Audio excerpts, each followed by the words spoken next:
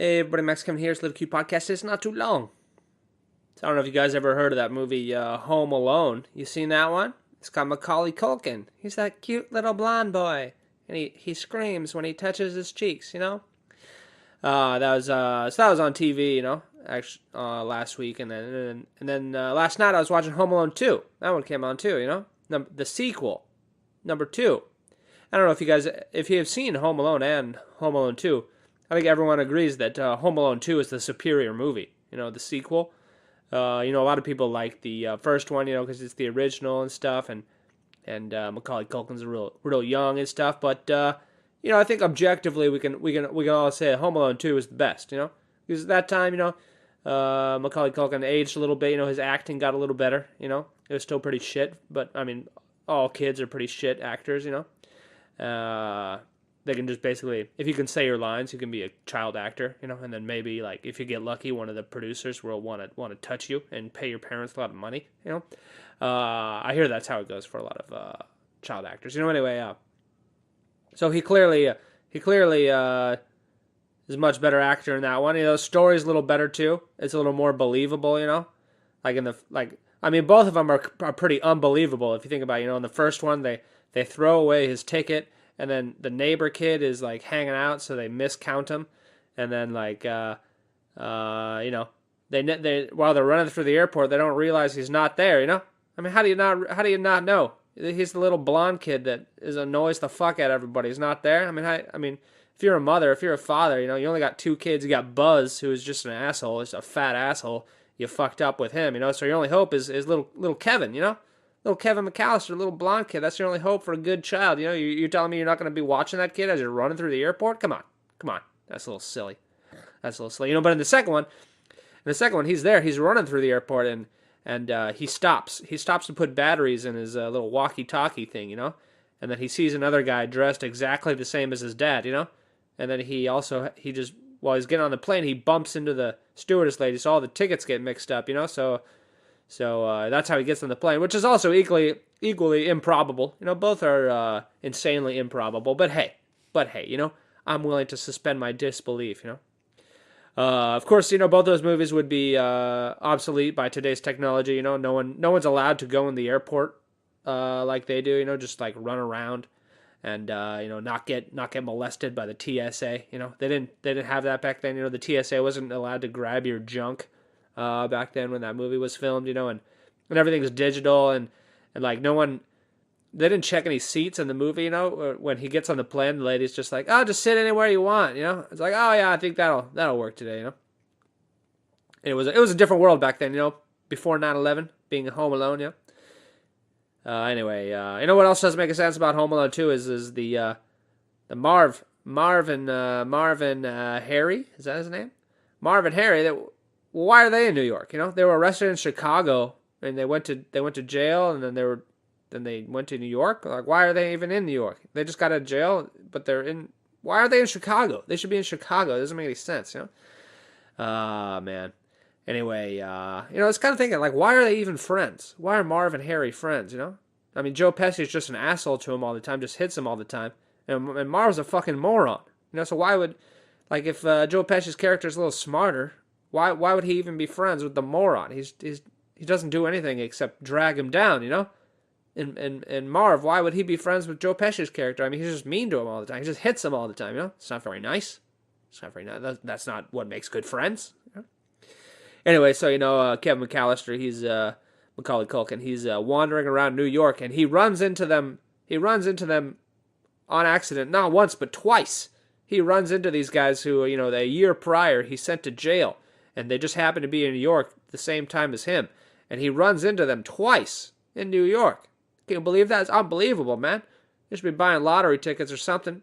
I don't know what he's doing with his unbelievable luck, but that's insane luck. I'm just going to go out on a limb and say something with that low of a chance would never ever happen. So, but it's okay. It's just a kids movie. Whatever.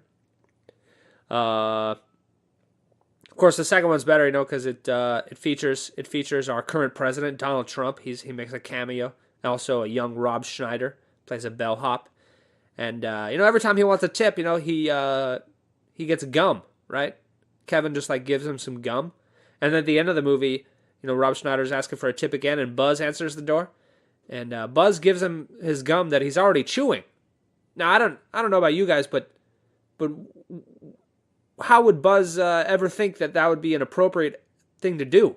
It's like the bellhop's standing there. It's like, okay, maybe he wants something, but why would you give him your gum that you're already chewing in your mouth? Has anyone ever done that? Have you guys ever given someone your gum that you're chewing in your mouth to a person you didn't know, to someone at a hotel? Have you ever thought, oh, this person wants the gum I'm chewing in my mouth, I think I'll give it to him, I mean, who wrote that? Who wrote that script? I want to know who wrote the script for Home Alone 2, God damn it.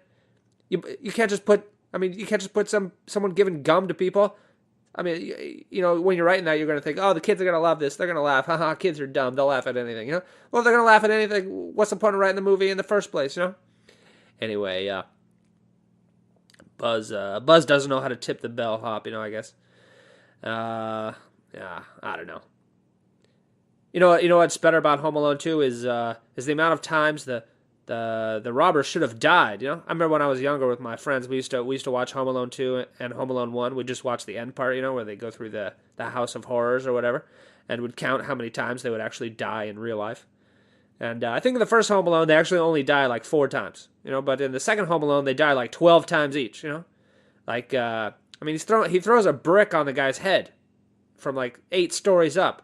Right? He just throws a brick on someone's head. That would fucking kill you, man. That would crush his skull. There would be nothing left of him. He wouldn't just say ow and then get up and act all weird. His fucking brains would be on the asphalt, man. Harry would be looking at him. He's like, oh my God, you just killed my friend Marv. You just smashed his head with the brick. Oh my God, can't believe his brains are on the floor. Oh my God, I'm going to call the cops on you, you motherfucker. You killed my best friend, Doesn't make any sense, man. That Kevin McAllister's a murderer, dude. That kid, something's wrong with that kid, I mean, he's a crazy person. I mean, every time, they always, in the movie, his parents act like he's this harmless little kid and he's very childish, And then every time he talks to an adult, he uses this vocabulary and sentence structure that only other adults would use, which is kind of weird, And then he just goes around killing people. He just goes around killing robbers. It's not very nice of him. What I like about these movies? Like all the sequels, like now they have trilogies, right? They have like 3, 4, 5, 6, 7 movies, Or Fast and the Furious 10, But back in the day, there was just the original movie, and then the sequel, number 2, There'd be the first one, there'd be number 2. They never make a number. It would be extremely rare for them to make a number 3, And basically the formula for movies back then was just the second one would just be a remake of the first one, It's like, well, that was a good movie. Let's just remake it, and we'll put a number 2 next to it, And the whole movie will just be callbacks to the original movie. And that was kind of what Home Alone 2 was, It just did everything that Home Alone 1 did, but better, But what wasn't better was the random friend that Kevin makes. In the first one it's his neighbor, the guy with the shovel, But the second one it's like the bird lady, the homeless bird lady that's living in the park, I mean, she must smell pretty fucking bad, huh? And he runs into her and he's like, oh, you want to go talk somewhere? And she's like, okay. And she goes. And apparently she lives in the roof of the fucking orchestra, right? Well, how does she get up there? How does she get into the roof of the orchestra? She's like watching all the orchestra play all the Christmas music and stuff. And it's like, well, you're a crazy homeless lady that lives in Central Park. Why do you have access to the roof of the orchestra? I mean, what? I don't think in modern day, with the terrorism and all that, they're just going to be letting homeless people wander around the roofs of the giant buildings filled with a bunch of people. Going to be planting bombs up there or something.